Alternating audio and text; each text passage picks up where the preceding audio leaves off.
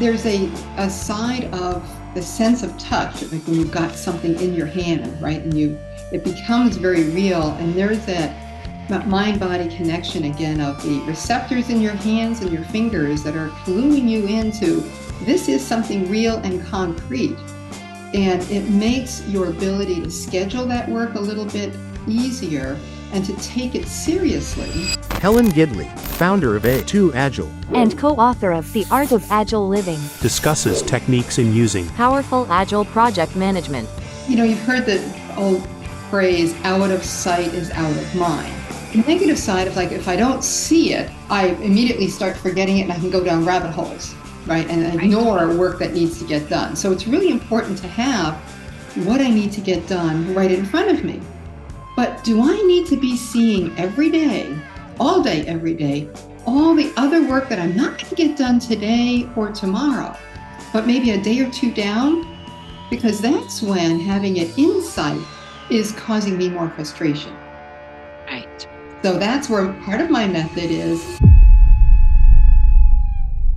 Welcome to It's Your Choice podcast. Today on the show, we have Helene Gidley. She is the founder of A2 Agile Inc., which is a vibrant entrepreneur and agile coach celebrated for her extraordinary ability for getting things done. Drawing on 40 years of experience, Helene shows you how to use powerful agile project management techniques to get things done and build your best life. Welcome to the show, Helene. Thank you, Sally, for having me. I'm looking forward to this. Me as well. What makes your method of getting things done different than all the methods out there? Because there's a lot.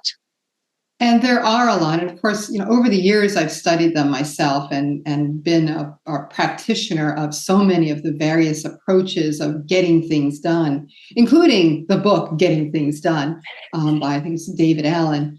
And I found over the years I was always lacking something that, well, I had a great way to handle maybe the tasks I needed to do this hour or this day, or there was a great way to maybe manage out all of a project's tasks. But how do I blend my personal work, my personal life, and my work life together? Because in the end, the days of having those two parts of your lives totally split and separate are long gone. Whether you work from home or if you work in an office, it almost doesn't matter anymore. Our personal lives follow us into the office and into wherever our office is. And Right. our office will follow us into our personal lives. How many times have you been somewhere and you just, I have to take this call? Right. And you maybe Or the text message or the something. Exactly. Yeah, absolutely. So, and it was exactly that issue that I was noticing that, well, I had all these great ways to like manage work and create, whether it was a great to-do list or a nice little board or a schedule or a project plan for things. I still couldn't marry the two together. I wound up having like more than one place that I was going to manage my work. And that just doesn't work because, as I said, everything is now so intertwined. I've got to have a way that manages both, right? That it takes care of. I've got to, re-up that home insurance and, get the project meeting minutes out and at the same day, right? How do I get both of those? And that's what makes mine different, right? Because when I look at nearly everything else, they're so focused on one or the other, and they're not cluing you in to what you need to do to get both done and have both types of work prioritized throughout your day and learning how to schedule time for yourself. So for me, that's the real different part, right? The real key part is being able to marry those two successfully together, and getting yourself a plan that you can work through, not just for today, but for the whole week. And that's for me a wonderful piece of, you've heard the old phrase, out of sight is out of mind. And there's a positive and a negative side of that, right? There's the negative side of like, if I don't see it, I immediately start forgetting it and I can go down rabbit holes, right? And ignore work that needs to get done. So it's really important to have what I need to get done right in front of me.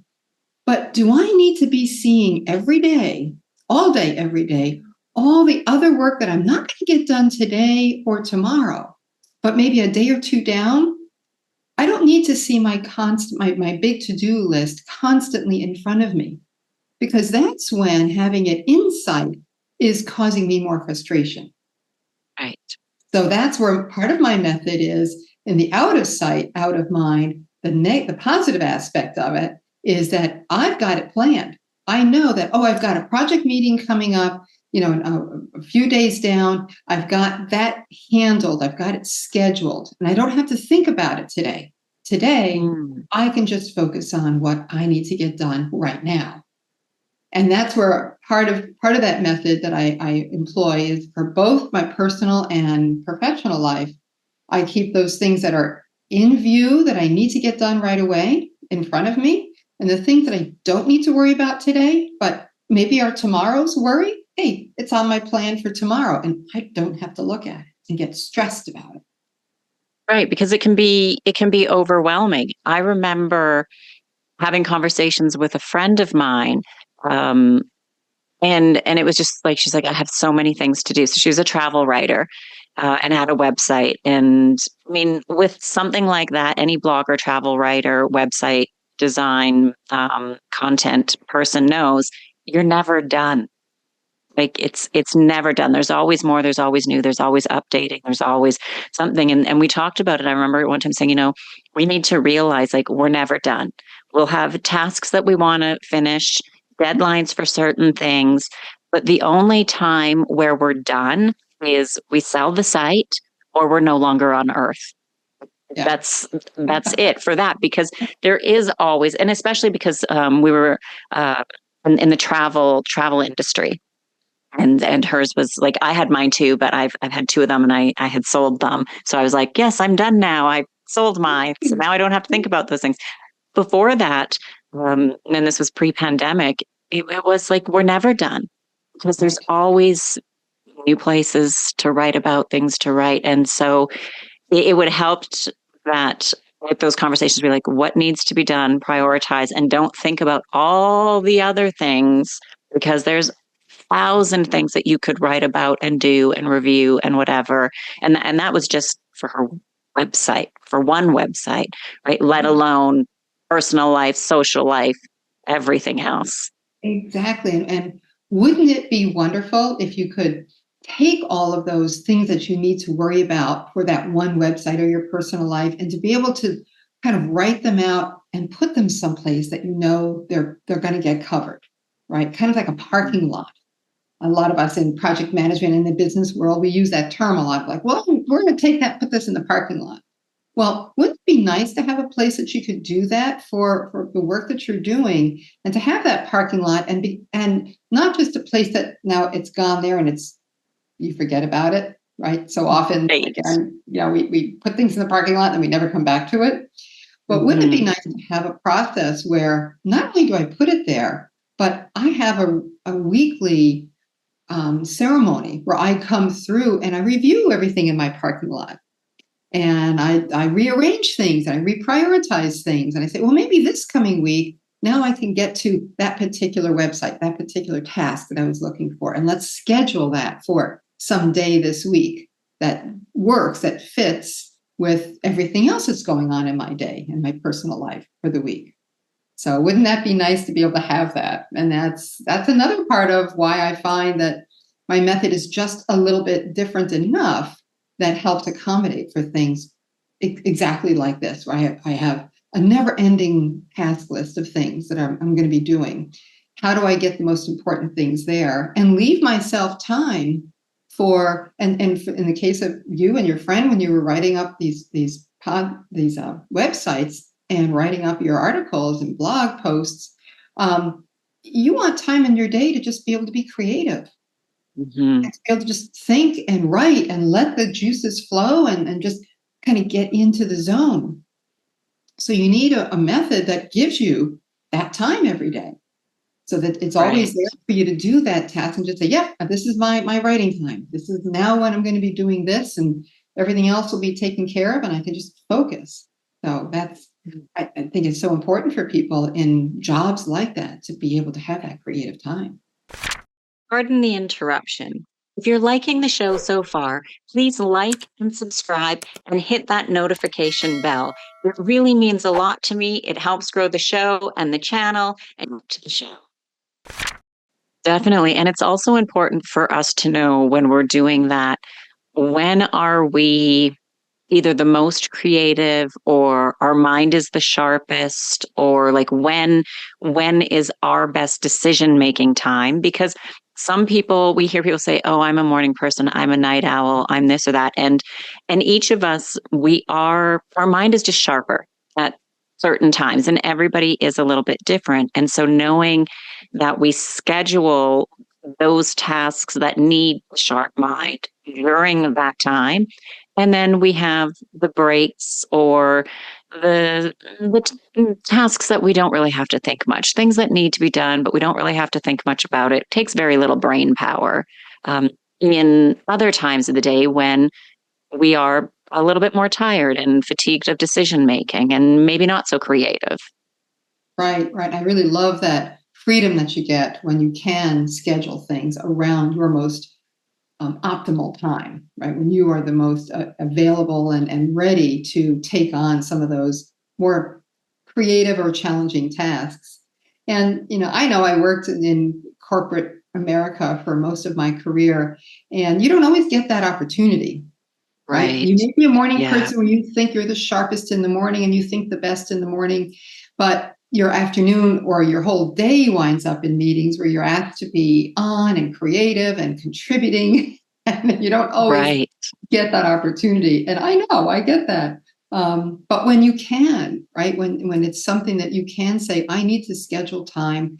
Maybe I sat in that meeting and I have a to-do item out of it, and it's going to require some real thought and creativity on my part and some strategic thinking. Well, schedule that for when you know that you are at your best, right? And perhaps that's, you know whether it's you're a morning person or an afternoon person, that's your best time to do that. So I totally agree that there are certainly times that we shine, and that's when you can just try to schedule things around that. Is makes you a lot happier. Mm-hmm. And also too, if it's possible to take 5 or 10 minutes before that meeting to try to clear your mind. Some people will do a brief meditation. Some people have breathing exercises. Some people may just walk, I don't say like around the building, but I mean, if you can outside, that's great. Or like up and down a hallway or whatever it may be for that time before. And of course, again, it's ideally, but not always possible. But when we can do it, and if we can integrate those things also, it just gives that complete break of the mind just for a few minutes. I think scientifically, they say anywhere from 10 to 30 minutes is the ideal after doing 90 minutes of intense concentration and work and things. But again, most corporate jobs and things like that aren't going to allow that to happen. But if we can take even just 5 minutes, and it could be just walking to the meeting, right? Taking some deep breaths, trying to clear the mind, and things like that will help with that sharpness. Yeah, Sally, you're so right about that. And when I was in corporate America, and in jobs where I was going meeting to meeting, or it felt like meeting to meeting, I made the real effort of taking the stairs whenever I could. If I'm not doing 12 flights in between, right, like 1 or 2 flights, I'd actually take the stairs and say, this is my time. Just a little bit of away from everybody else, because nobody else took the stairs. Right. And it was a little bit of exercising your body, right? And there's something magical about exercising your body and engaging the brain and allowing the brain to think, which is why a lot of people like to go outdoors if they're having a meeting, a one-on-one with somebody. I've been in many places where they say, hey, let's go for a walk. And don't you find sometimes that you are more apt to be more creative and more strategic thinking if you're outside walking and talking with somebody. I notice this a Definitely. lot when I'm out. My husband and I are out on long walks. Well, next thing you know, we're talking about things and in a deep philosophical approach. I'm like, this is really nice. I'm enjoying that. And there is something about that mind-body connection that allows you to engage in something a little deeper while you're outside moving your body around. So it is. I think some of these things are so important for people, for us all to be reminded of, particularly when Absolutely. we're on And jobs. yeah, for sure. And when we can do it, I mean, the more walking meetings that we can have, the better. And as you said, ideally, if we can get outside, but even if you can't, if you have the space, depending upon your office setup, if you can walk somewhere Yeah. while you're chatting and kind of just do a Mhm. lap or a circle or whatever it may be, a different part of the building and back, that movement really does make a big difference. Right, for both people, and it's part of that, as I call the mind body connection. That in that one case, you're engaging your physical activity with the brain and getting your creative juices flowing. There's another part of it, and that's part of what I utilize in my method of getting work done. The art of agile living is I every task is represented by a little sticky note, something physical, Oh, okay. right? So I take this, and it is a physical piece of paper, and this one actually says podcast, and here we are at our time. And this is part of how I schedule things. So, and there's a reason I'm focusing on the paper, because there is again that mind body connection of I've just taken this very conceptual notion of we're doing a podcast, right? We're Hmm. sitting talking, and have time scheduled for that. And I've taken that very conceptual item to something very physical. This now is very real. And I put it Yes. on my planning sheet next to everything else that's also very real. And I have them all laid out on my day, my daily plan that allows me to engage with it. And there's a side of the sense of touch, like when you've got something in your hand, right? And it becomes very real. And there's that mind body connection again of the receptors in your hands and your fingers that are cluing you into this is something real and concrete. And it makes your ability to schedule that work a little bit easier and to take it seriously and to work your way through the day, working through everything I need to get done. And the beauty of when I'm done with it, I take that very physical thing and I move it to a very specific done pile. I actually love putting a check mark on it. So, but I get that kinesthetic approach in, right? Of like this Right. touching and working with something and manipulating something. And that's another part of how this method is enabling people to be more successful. Mhm. There's something, and yes, I've used all kinds of electronic tools, and people are always asking me, well, can't you find a way to like put it here on your cell phone so that you can take it around with you? And there's the out of sight being out of mind problem. So sure, I Right. can put it on something, any kind of name your project management tool type of board, a Scrum board, a Trello board, whatever, a to-do list, Even just Google Calendar. Google Like, Calendar, right? But the moment that screen goes dark, which is right now, it's dark, it's out of yeah, mind. What else right. am I doing today? I don't know. I'd have to like call that up and like, 2 minutes later, or I got distracted because there was something announced on my phone, and I'm looking at that and I go down that rabbit hole, and I've lost completely why I was opening my phone up to begin with. Right. And I have So, done that. oh, we I all do. We all I do. definitely have. And sometimes I think, what do I have to do today? And I don't want to open up my phone. I don't want to turn on my computer to kind of look at my schedule and see. Um, because I'm like, I don't know. I love technology. Absolutely. I'm glad we have it, but I do Yep. not wish to be attached to it 24/7. I enjoy having it off. The phone out of the room often. I have no for my phone, no notification sounds, no ringer on, no nothing. I need to physically go to my phone and check it all the time, or like whenever I want. I don't. That's wonderful. Yes. Pardon the interruption. If you're enjoying this episode and you're someone who values performance, clarity, and personal growth, then you're going to love my Mind Matters weekly newsletter. Every week, I send out a quick, powerful piece designed to help high achievers like you master your mindset, upgrade your habits, and lead with more clarity and fulfillment.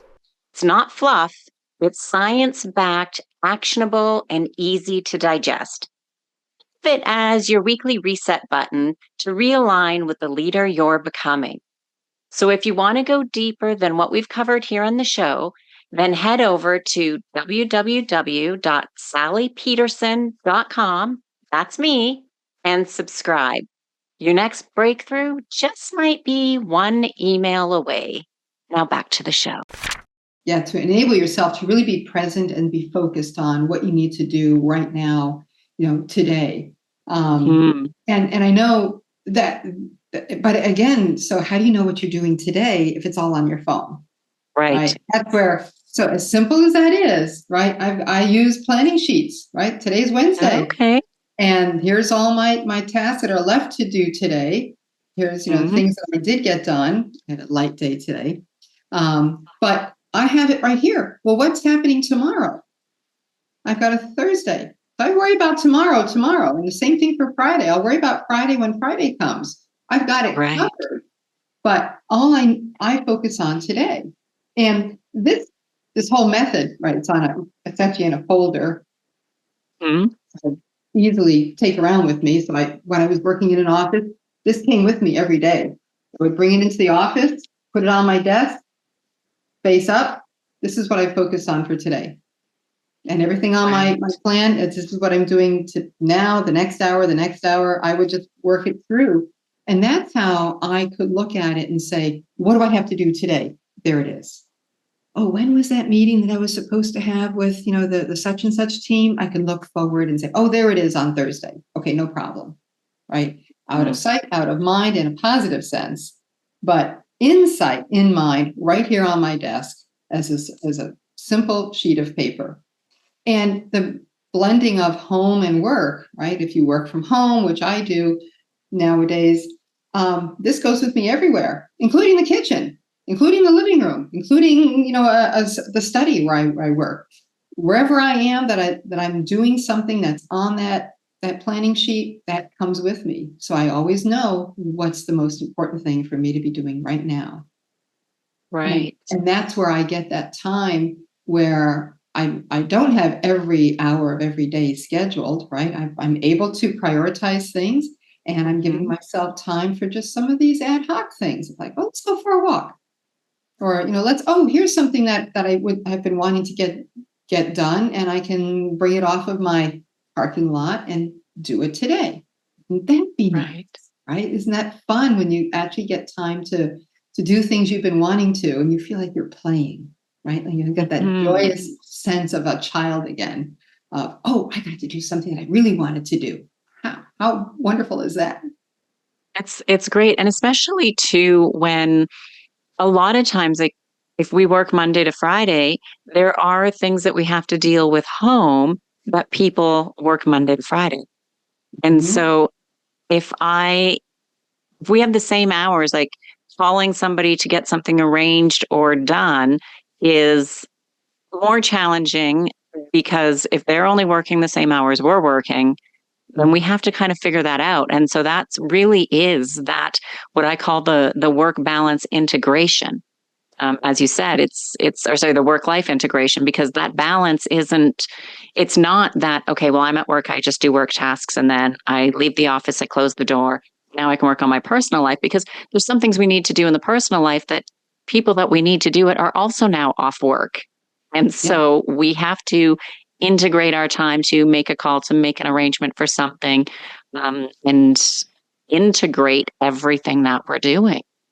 Absolutely. And that's finding ways to do that is to me the holy grail, right? Of managing our time so we don't feel like we're pulling all-nighters just to get work done, and we're not missing activities with our children or grandchildren that you want to be part of, right? You don't want to be missing that family meal or that soccer game because you had to get something done that just you didn't get done earlier.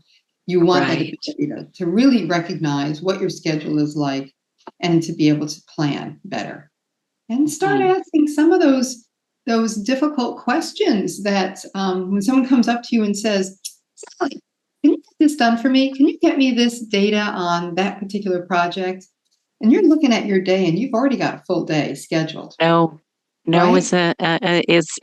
it's okay. Or I was talking to somebody, I was listening to something one time, and they said, well, you want me to get this done for you. I have all these things that I need to get done. So which will not get done because I'm doing this for you? So especially if it's a supervisor or boss or something that's giving more work and adding more to, it's like, okay, if you want me to do that, but you also want me to do all these things. So where is that priority? And you can show that sheet with all of it on there saying, okay, here, I have all these things. Now, if I'm going to add this, what comes out, or where is it going to fit in? And then they need to make that decision, seeing what it is, because there's a lot of times that, bosses, supervisors and things, they aren't aware of all the detailed tasks that every person is doing. And then it needs to be prioritized. Right. And I think in a way, you're actually giving them the advantage. You're giving them the gift of understanding how busy your day is, all those other little tasks that you are involved in. And she said they may not have been aware. And once they see it and you offer them an alternative of, it looks like flip tomorrow or Friday, I could do that. Do you really need this information today? Or would Friday be okay? Looks like I can fit it in here. And you work through the new piece of work and how best to fit it into the week without it just disrupting what you're doing entirely today or causing you to work overtime. So and you're giving them the gift, right? That whether it's your supervisor, your manager, or a colleague, coworker who's asking for something, you're giving them the gift of understanding, even from their standpoint, how important is this? Right. And then the next time you ask them to do something or for something, they can do the same with you. Great. When do you really need it? How important is this? What does done look like, right? How involved of a piece of work is this? Maybe I've misunderstood what you're asking for. I could just literally find something within 5 minutes and give it to you. Or is this it's going to take me an hour to get done? Right. So having that conversation back and forth, I think, is very important in helping us manage that time, as well as do I have to do it? Right? Is this something I must do, or is it something somebody else could do? These Definitely. are valid conversations to be having with colleagues, coworkers, managers, supervisors, as we work through getting all of our work done and being respectful of one another and our individual needs.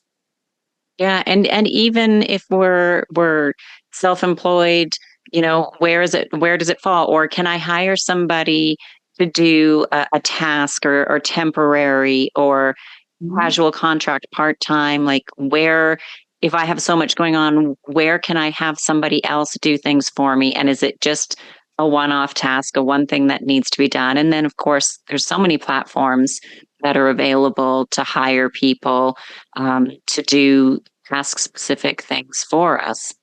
Exactly. And it's learning to avail ourselves of some of those, right? And learning to let go a little bit, right? Right. So I love your reference, because sometimes it is that recognizing I don't have to do everything. I love to do everything, right? And then maybe you enjoy being involved and having that sense of control, but when it starts to control you, then you know it's time to begin to let go a little bit and to find other ways to get some of those things done so that you can retain that control over your own life and your own happiness. Definitely. Now, do you have a system that you use to prioritize things? I mean, obviously there's the deadline, and a deadline is a deadline, and we get that. But with other things that have more flexibility and there isn't that deadline, how do you prioritize things? And I get asked that a lot. And I think the way that things get prioritized, for me, it happens almost organically. And it happens that way because in the work that I need to get done, it's whether it's a project that I'm working on or a report that I'm writing or something that I'm doing, at home, I make these little stickies, these little representations of my tasks small. That's one of the other reasons why they're small. So I start to break my work down into smaller chunks. And as you start breaking the work down into smaller bits, you start to see, well, a natural order of things falls into place. I use the example in a lot of the sessions and classes I run and talks I give on this. It's like, I'd say I have a report to do, status report. I've been a project manager for many years. Status reports are the kind of thing that you do almost on a weekly basis, if, every couple of weeks at the very least. And they're usually pretty involved. And however you write them and whatever format they look like, I don't care who you are. Nobody likes writing status reports. You got to get all this information. You got to present it nicely and make sure it's all in the right order. And just sometimes it's this onerous task that you never really enjoy. And it takes a while to get done, whether you're writing them, whether they're a document or a lot of people use PowerPoints or some other kind of Canva platform where you've got graphics and visuals, and it can get quite involved. And if I took that as just one task, I've got to write my weekly status report, I might look at that and estimate it at, well, it's probably going to take me 2 hours when I think about I have to get information from people. I got to make sure the graphics work just right, pull up the last one, make sure I get all the sentences work correctly. Am I speaking in full sentences? And is everything on there correct? This can take a couple of hours, 2 to 3 hours, easy. That kind of large task tends to not get done as easily. Because I don't have time. I have these other things that I need to do, right? And we think like that's a 2-hour block or more, like whatever it may be. It's like, that's a lot of time. I can get 5 other things done in less amount of time. So I'm going to work on those things. And then that report gets left to, oh, well, I'm almost done for the day. I'll do it tomorrow. Right. And then there you are, last minute Friday, you just try to scramble to get this silly thing out when you could have gotten it out earlier. And for me, that's the beauty of then I take that long 2 to 3 hour task and say, well, let me think about this. How about I do a draft of the status report? I get some of the basics that I'm carrying over from the last week's status report. Let me just lay it out and let me identify the things I need data for. So I make my little list. So my next task is get that information, right? Reach out to people. I need this information. Tell me about that. Did I understand this correctly? Is this really behind or is this on time? And, where am I? So I gather it all. And then I have another task to kind of finalize it, put it all together and maybe do a final proofread. So I've now taken what might have started as a 3-hour task and broken it down into 3 1-hour tasks. Or maybe, 3 or 4 half-hour, 45-minute tasks. They're smaller. And that's where my comment is that they start to organically kind of fall into place. Like, well, I need to do this one first. I'll do the draft. Then I need to find out the information I need and that I don't have. Then I need to, piecemeal it in. Maybe I want a final proofread. Well, there's 4 tasks right there and they have a natural order. And now I just start scheduling them. And because they're smaller, I can fit them in my day better.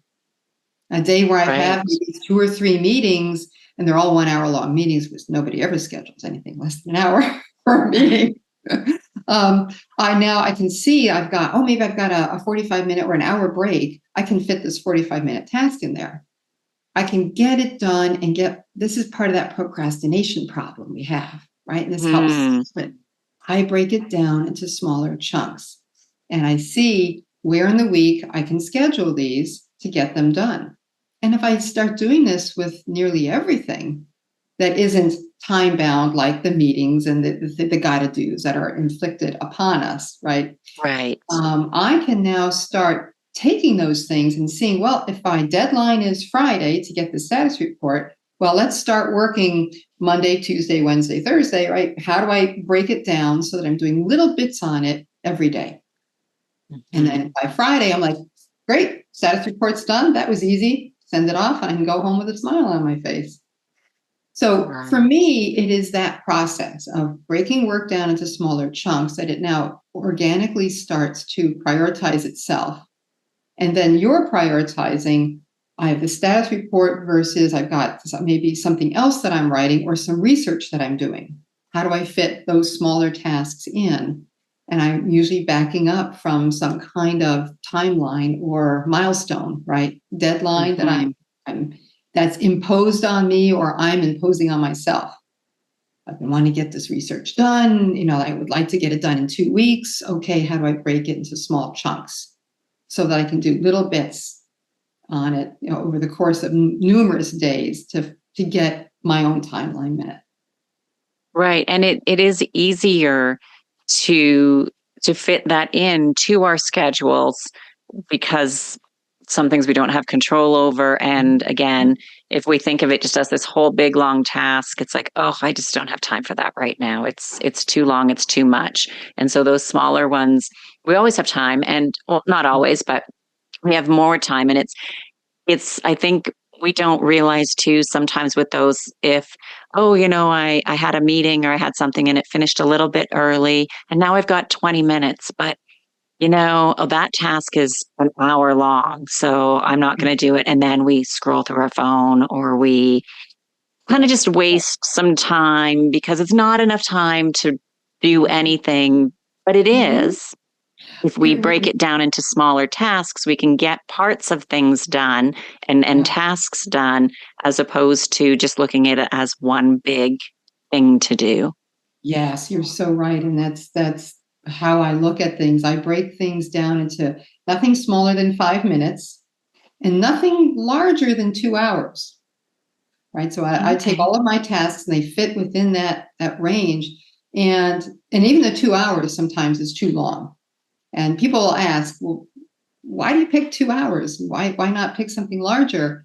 And my answer is, when was the last time you could spend more than 2 hours working independently and completely focused on only one task? For a lot of people, they look at me and go, oh gosh, I can get maybe 20 minutes tops. Like, okay, then all your tasks should be about that size because you're not going to get anything done that's bigger than that. If really all the time you can ever get is that small, maybe you're in a very interrupt-driven job, well, then break everything down into small 10, 15, 20-minute tasks.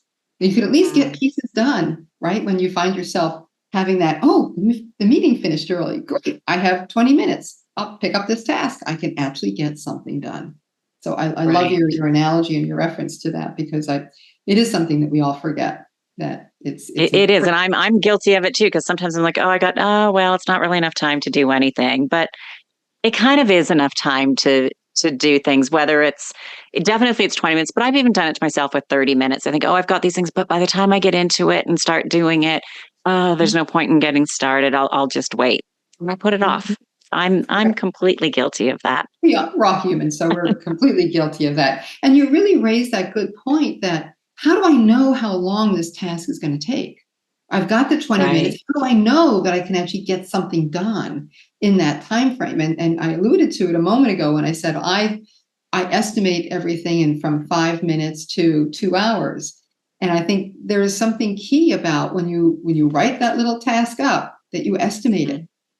How long do you think it would take you to work on independently on just this one thing? You're not multitasking. You're not trying to do 5 things at once. You're doing one thing at a time. How long would it take you to get that piece done? And that's a big key part of it. A lot of times, our project management, our task management routines and approaches have us just laying out to-do lists, big, long to-do lists. And if you don't estimate how long it'll take you to get anything done, how do you ever attack anything on that to-do list? How do you ever Right. know how long it's going to take you and whether you have the time for it if you don't think about it enough and try to give yourself an estimate? And, which has you referencing, well, what does it really mean to be done with this? Right? Right. If I'm doing research or if I'm doing a status report or, any tasks that I'm working through, how do I know what done really is? So I need to clarify that for myself. And that's part of getting it again into something nice and small. I have thought about what done means for that.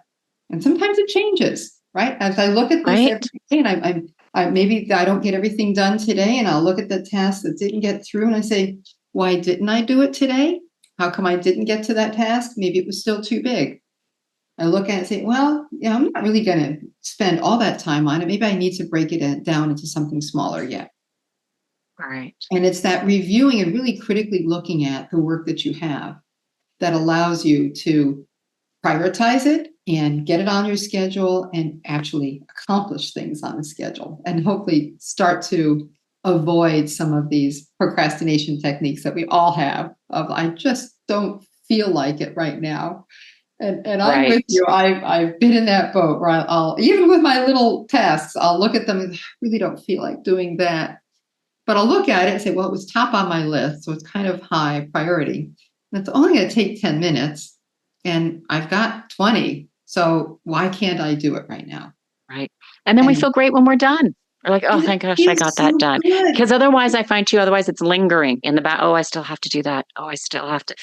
Yeah, I still got to get that done. And there's that kind of lingering in the brain of that thing that we still need to get done. So it is best to just do it, get it done, and then we don't even have to think about it anymore. And so when we're working on something else, we do have that full concentration and thought, as opposed to, yeah, we're working on it, but you still have to do that other task. Part of the brain is going, but you still have to get that done. Right. And It's still so, there nagging you. And that's, right. that's so important. You're absolutely so right. Right. And so a lot of this that we've talked about is in your book, The Art of Agile Living. So tell us a little bit about your book. So I'm excited about my book. And it is a description of all the techniques and the things we've been talking about today, how to break your work down into smaller chunks and how to estimate it, how to prioritize your work, and recognizing why it's important to use something physical. So I get into that whole kinesthetics aspect and why that's important, and how to plan out the day and how to plan out my week as well, and how to manage that parking lot. And one of the fun things that's in here is how to take family events, big events like holiday dinners and for birthday parties, graduation parties, and turn it into something far less onerous for you as the host or hostess.